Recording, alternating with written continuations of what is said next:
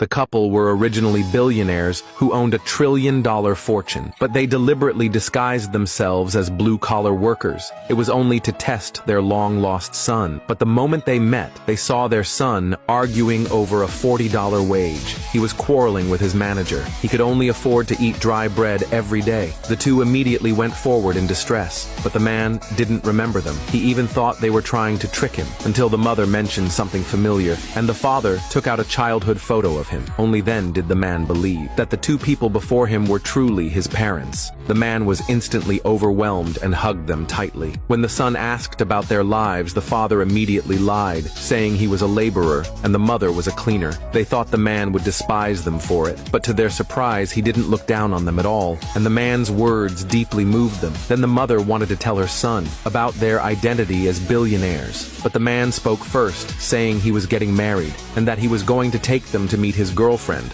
Angelina. Hearing this, the father immediately decided and followed their son to the hotel, but they never expected. As soon as they entered the hotel, they were stopped by Angelina in the lobby, and after learning they were the man's parents, she disdainfully wanted to kick them out. The couple didn't want to embarrass their son, so they told their son to take the gifts in himself, but to their surprise, their stubborn son dragged them inside anyway. But as soon as the man entered, he was scolded by Angelina's mother. She said outright that he was uneducated and always late. Angelina's father, after finding out the man's parents' identity, he disdainfully threw their gifts on the ground. The couple looked in shock at the gifts on the floor. Just as they were about to speak, they heard Angelina's mother speaking disdainfully of them. Even her brother Jack looked at the man with disdain, thinking anyone would be better for his sister than him. The wealthy father saw that Angelina was already angry. He quickly stepped forward to calm her, saying directly they would not drag their son down. But Angelina's mother didn't believe him. She said outright that if they wanted to marry, they had to buy a house and a car immediately. And Angelina, standing nearby, didn't object. Understanding what they meant, the wealthy father